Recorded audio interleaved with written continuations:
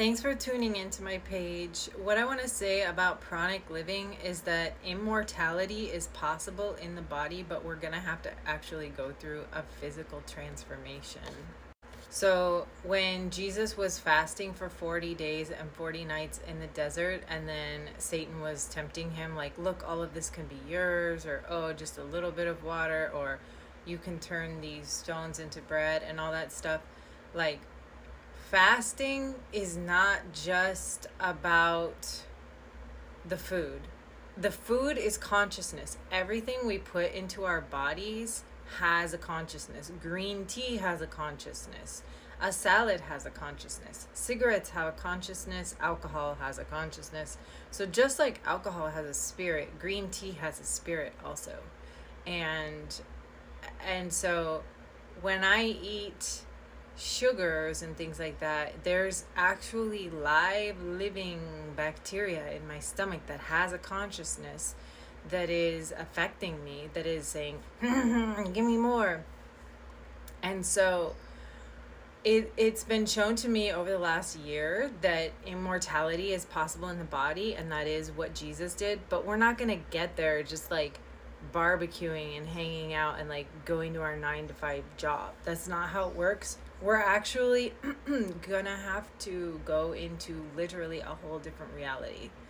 And it's very freeing not needing food, because you're not afraid of the apocalypse or the famine or anything. Like when I watch the like hordes of refugees sometimes that come on my feed on TikTok, and they're all like fighting over a little bit of food or waiting in line for water, when you get free from that need of food and even water, you're so free. We're truly sourcing from within. And I was receiving this pranic activation from the woman who introduced me to it for the first time.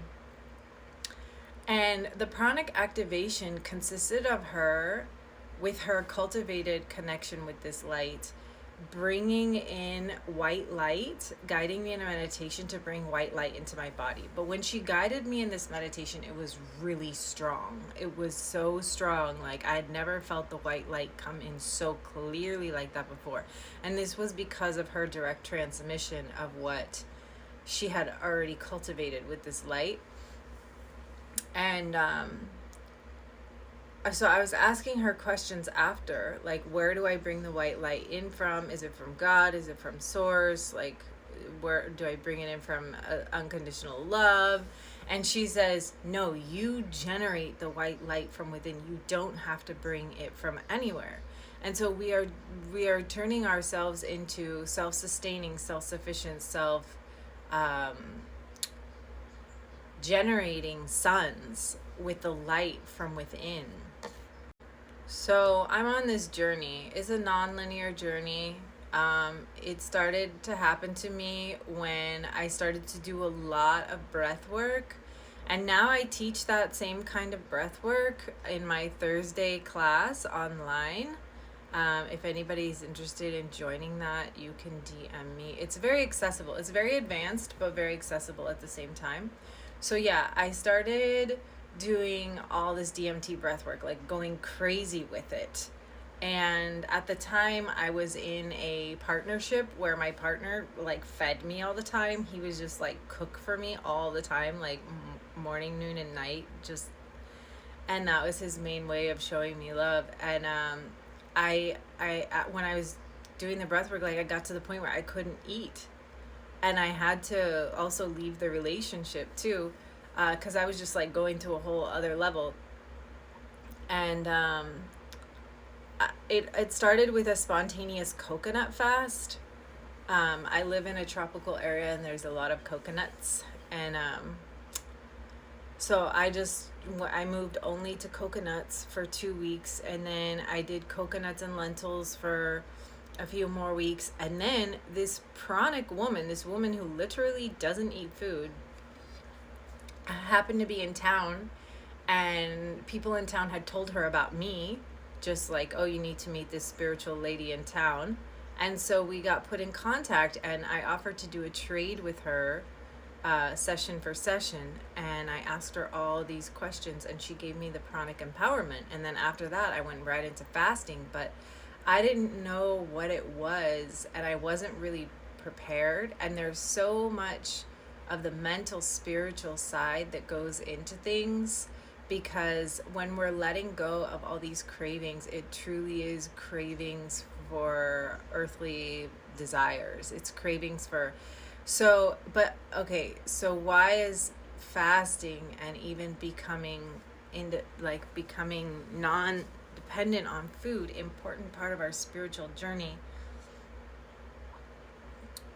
There's different octaves of reality, and as we go into these higher octaves, food just takes on a whole different meaning. Our organs are actually meant to be processing emotions. That's why all of our organs are related to emotions. Like the lungs are grief, um, the liver is anger, the kidneys are fear, and things like that. So um,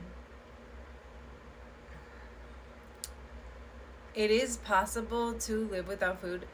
There are entire pranic festivals in Europe. There's a few different ones. There's one in Romania, one in France, and my friend speaks at them. And so where I am right now on my journey is that, yeah, I went into these really high octaves, and then I went back to the States, and um, I went back down, but then I came back, and now I'm going back up, and I'm not going to go back this time. So I'm raw vegan, and I'm still going through the emotional withdrawals from that, of like wanting to feel heaviness in my body. But our bodies actually go through a transformation. You can feel the lightness. I was in a taxi a few years back, and I was sitting next to this shaman in the taxi. It was like an undercover shaman. He doesn't go around calling himself a shaman, but he is a shaman. And I was sitting next to the shaman in a taxi, and I could feel how light his body was. Like the density was lighter. And I became really self-conscious. I was like, oh no, I wonder if he's feeling like how heavy I am.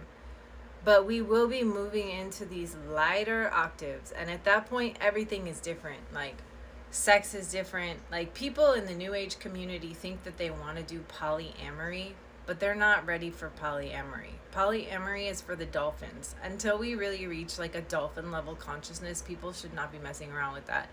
um, it takes on a whole different meaning. Everything takes on a whole different meaning.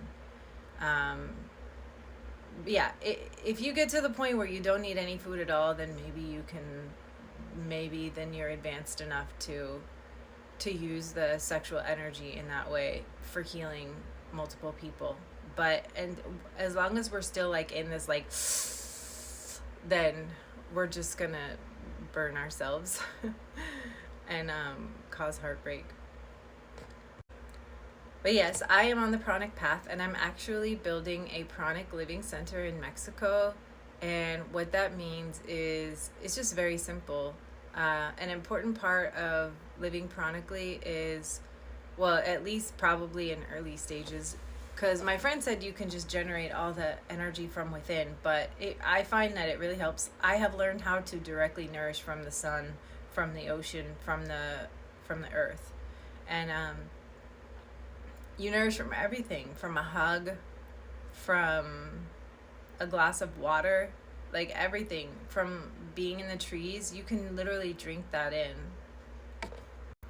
So yeah, my pranic living center is just gonna be very small, nature-based cabins, um, and it's just gonna be set up in a way where people can very easily live in contact with nature, but in a really delicious way.